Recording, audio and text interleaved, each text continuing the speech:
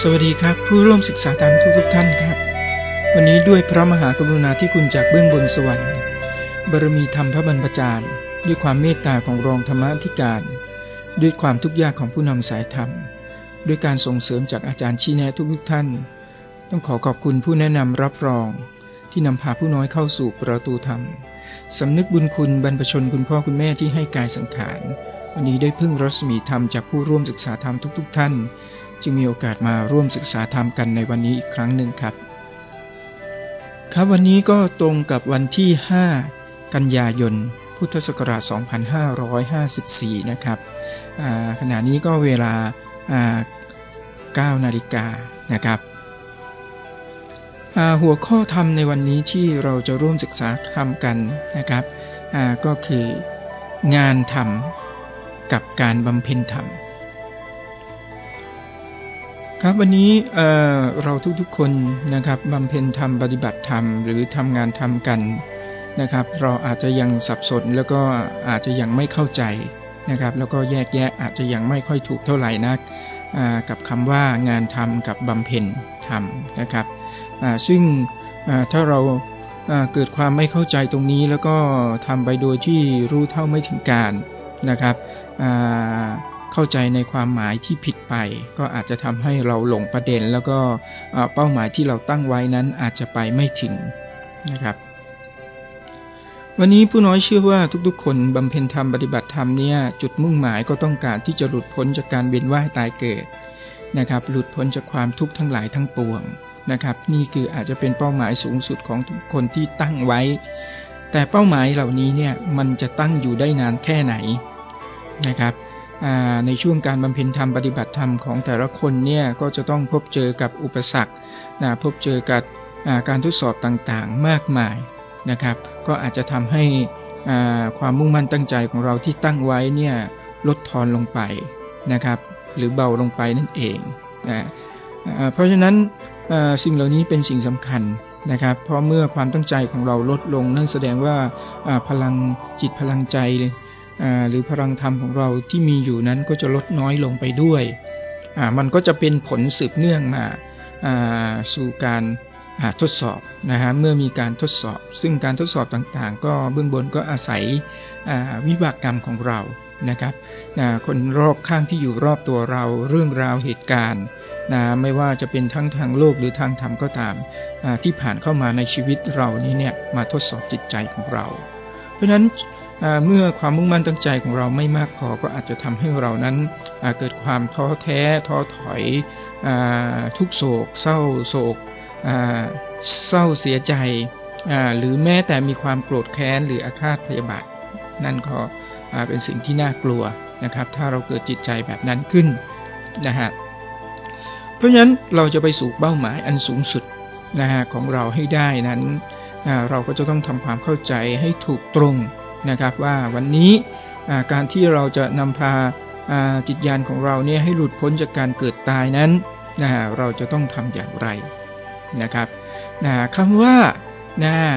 งานธรรมงานธรรมะอันนี้คือเรามองดูด้วยตาเนื้อก่อนนะครับว่างานธรรมะคืออะไรนะครับเพราะฉะนั้นงานธรรมะก็คือเป็นงานบุญงานที่ทำเพื่อส่วนรวมไม่ว่าจะการทำงานในสถานธรรม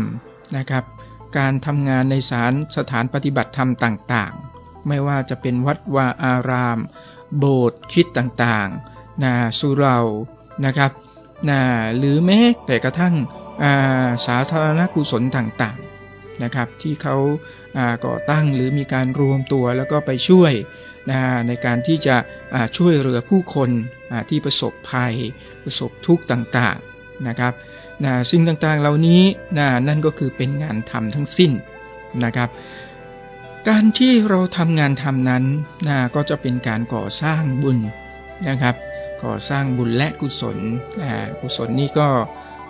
ขึ้นอยู่กับจิตใจของแต่ละคนว่าเมื่อกระทำแล้วจะมุ่งหวังในการกระทำความดีต่างๆเหล่านั้นมากน้อยแค่ไหนเพราะฉะนั้นเมื่อจิตใจของเรามีความมุ่งหวังหรือไม่มีความมุ่งหวังมีความมุ่งหวังน้อย แล้วก็หรือไม่มีเลยเนี่ยก็จะก่อสร้างให้เกิดกุศลนั้นมากยิ่งขึ้น นะครับเพราะฉะนั้นการที่เราได้ทำงานทำหรือทำความดีต่างๆเพื่อส่วนรวมต่างๆเนี่ยก็จะก่อให้เกิดบุญกุศลต่างๆเกิดขึ้นซึ่งบุญกุศลนี้แหละเราก็สามารถที่จะอุทิศนะครับไปให้กับเจ้ากรรมนายเวรอุทิศไปให้กับบรรพชนหรืออุทิศไปให้กับใครๆก็ได้นะครับสรรพสัตว์ต่างๆทั้งหลายนะครับซึ่งทุกคนก็สามารถที่จะอุทิศได้และไม่ต้องกลัวนะครับว่ายิ่งหากเราอุทิศมากเท่าไหร่แล้วบุญเราจะลดน้อยลงไปไม่ต้องกลัวยิ่งเราอุทิศมันก็จะยิ่งมีมากหมายถึงว่ามันก็ยิ่งตอบกลับมามากเท่านั้นเพราะฉะนั้นมันเป็นผลตรงกันข้ามนะครับคือเป็นผลที่ผกผันกันนะครับนั่นก็คือเหมือนเราตักน้ำในบ่อเรายิ่งตักน้ำในบ่อนั้นก็จะยิ่งออกมาแล้วก็ยิ่งใสนะครับก็เช่นเดียวกันเรายิ่งบริจาคเรายิ่งอุทิศก็จะทำให้จิตใจของเราเนี่ยเบาสบายโล่งโปร่งมีปิติ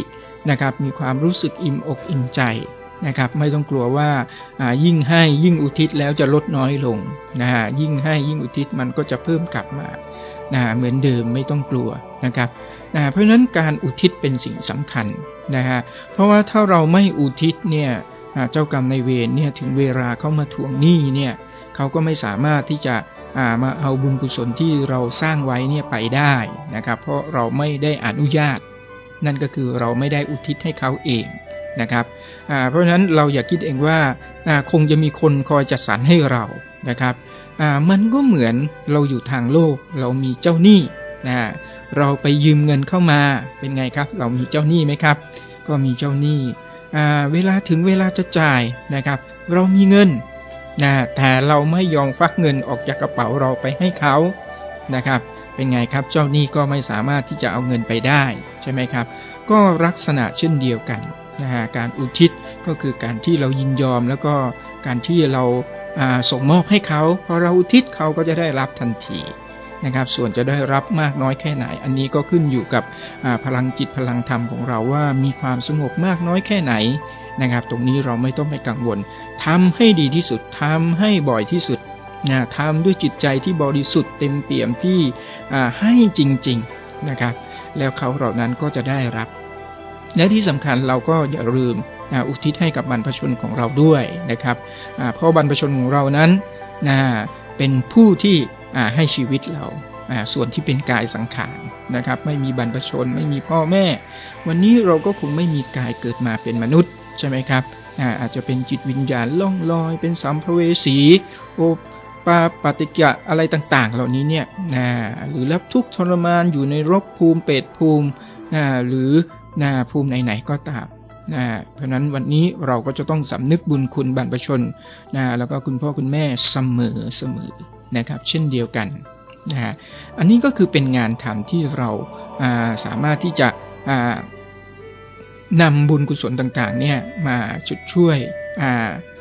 ก็คือไปอุทิศให้กับเจ้ากรรมนายเวรของเราเพื่อจะให้หนี้เวรกรรมของเรานั้นเบาบางลงนะครับเมื่อถึงเวลาที่เจ้ากรรมนายเวรมาทวงหนี้เนี่ยวิบากกรรมของเราก็คงไม่หนักมากแล้วเราก็สามารถที่จะรับมือกับวิบากกรรมต่างๆเหล่านั้นไปได้อย่างสบายๆนะครับเพราะฉะนั้นตรงนี้เป็นสิ่งสำคัญและที่ทุกคนสามารถทำได้ก็คือทุกมื้อก่อนทานอาหารแล้วก็อาหารมื้อที่เราทานก็สามารถอุทิศได้นะครับเพราะฉะนั้นการทำงานทำเราจะต้องมุ่งมั่นที่จะทำแล้วก็ไม่มุ่งหวังในบุญที่เราทำนะครับไม่ต้องไปกราบขอวอนสิ่งศักดิ์สิทธิ์ใดๆว่าวันนี้เราทำความดีแล้วขอให้สิ่งศักดิ์สิทธิ์ช่วยเรานะครับเพราะถ้าเราคิดอย่างนี้ก็คือเราก็ยังติดอยู่ในบุญติดอยู่ในความดีกุศลก็จะไม่เกิดกุศลนี้เป็นสิ่งสำคัญนะครับที่จะทำให้จิตของเรานั้นผ่อนคลายหรือลดทอนลงจากความยึดมั่นถือมั่นนะครับหรืออัตตาตัวตนซึ่งเมื่อวานศุกร์นี้เราก็ได้ศึกษาเรื่องอัตตาไปแล้วนะครับเพราะนั้นตรงนี้เป็นสิ่งสำคัญเมื่อเราสร้างแล้วก็ขอให้มันได้ทั้งบุญและกุศลนะครับอย่าได้แค่บุญอย่างเดียวเพราะว่าบุญอย่างเดียวนั้นไม่สามารถที่จะทำให้เราไปสู่จุดมุ่งหมายที่สู่ความสำเร็จหรือหลุดพ้นได้นะครับกุศลก็จะทำให้ความยึดมั่นถือมั่นของเราเบาบางลง แต่ก็ยังไม่ถึงที่จะทำให้เราบรรลุธรรมได้เพราะฉะนั้นหากเราทำแค่งานธรรมอย่างเดียวนะครับเราก็ยังไม่สามารถที่จะบรรลุธรรมหรือสำเร็จธรรมได้นะครับเพราะฉะนั้นสำคัญเราจึงจะต้องบำเพ็ญธรรมนะเพราะฉะนั้นพระอาจารย์จี้กงบอกว่าบำเพ็ญธรรมก็คือบำเพ็ญจิตบำเพ็ญก็คือบำเพ็ญที่จิตจิตเราอยู่ที่ไหนก็คืออยู่ที่จุดญาณทวารเพราะฉะนั้นการบำเพ็ญก็คือการประคองรักษาจิตใจของเราเนี่ยกลับคืนมาสู่จุดนั้นนั่นคือจุดเดิมหรือจุดที่ตั้งหรือจุดศูนย์กลางระหว่างกายกับจิตของเราที่รวมเป็นหนึ่งเดียวภาวะเดิมของเรานั้นกายกับจิตของเรานั้นเป็นหนึ่งเดียวขณะที่เราได้เกิดกายสู่โลกจิตญาณของเราก็ตั้งมั่นอยู่ที่ตรงจุดนั้นอยู่ตลอดเวลานะครับแต่เมื่อเราได้สัมผัสรับรู้รูปรสกลิ่นเสียงสัมผัสต่างๆเนี่ยก็จะทำให้ใจของเรานั้นเริ่มค่อยๆสั่นไหวออกห่างไปจากความเป็นกลางตรงจุดนั้นไปแล้วก็ก่อให้เกิดความยึดมั่นถือมั่นก่อให้เกิดกิเลสตัณหาต่างๆทั้งหลายทั้งปวงปลูกฝังเมล็ดพันธุ์ต่างๆเหล่านี้เข้าไปสู่จิตใจของเราก็ก่อให้เกิดอัตตาตัวตนความยึดมั่นถือมั่นในตัวกูของกูตัวนี้เกิดขึ้นมานะครับเพราะฉะนั้นการบำเพ็ญจิตการบำเพ็ญธรรมนั้นก็เพื่อที่จะให้จิตของเราหรือใจของเรานั้นปล่อยวางจากความยึดมั่นถือมั่นต่างๆกับรูปรสกลิ่นเสียงสัมผัสต่างๆที่มันได้ผ่านเข้ามาสู่ทางตาหูจมูกลิ้นกายใจของเราเพื่อที่ให้จิตของเราสงบแล้วก็กลับคืนสู่สภาวะเดิมเพราะภาวะเดิมของเราก็คือสภาวะความเป็นพุทธะก็คือเป็นผู้รู้ผู้ตื่นผู้เบิกบานเพราะนั้นเราจะรู้เราจะตื่นเราจะเบิกบานได้งั้นเราไม่ใช่แค่รู้แค่กายสิ่งสำคัญที่สุดเราคือจะต้องรู้ที่จิตเมื่อรู้จิตแล้วมันก็จะรู้กายเองโดยธรรมชาตินะครับเพราะว่ากายกับจิตนั้นมันจะเป็นหนึ่งเดียวกันเมื่อเรารู้จิตจิตก็จะรวมเป็นหนึ่งเดียวกับกายเพราะนั้นจุดหนึ่งชี้ที่พระวิสุทธิอาจารย์ได้ทรงถ่ายทอดให้นั้นจุดนี้แหละครับเป็นจุดที่เรียกว่าเป็นจุดศูนย์รวมระหว่างกายกับจิตเมื่อเราย้อนมองส่องตนสำรวมจิตสำรวมใจของเรากลับมาที่ตรงจุดนี้ให้มันสำนึกรู้ให้มันรู้สึกอยู่ตรงจุดนี้อยู่เสมอนั้นสติก็จะก่อเกิดขึ้นซึ่งเป็นตัวสติที่ก่อเกิดคือรู้ทั้งกายและทั้งจิตเพราะนั้นสติเป็นตัวเริ่มต้นเป็นตัวรู้เริ่มต้นที่จะนำพาเราไปสู่ตัวรู้ที่เป็นพุทธะที่เรียกว่ารู้แจ้งแทงตลอดเพราะฉะนั้นการบำเพ็ญธรรมเป็นสิ่งสำคัญจริงๆแล้วการบำเพ็ญธรรมนั้นเป็นหน้าที่อันดับแรกที่สุดเลยตั้งแต่เราเกิดมาแล้วก็เป็นหน้าที่ที่ยิ่งใหญ่ที่สุด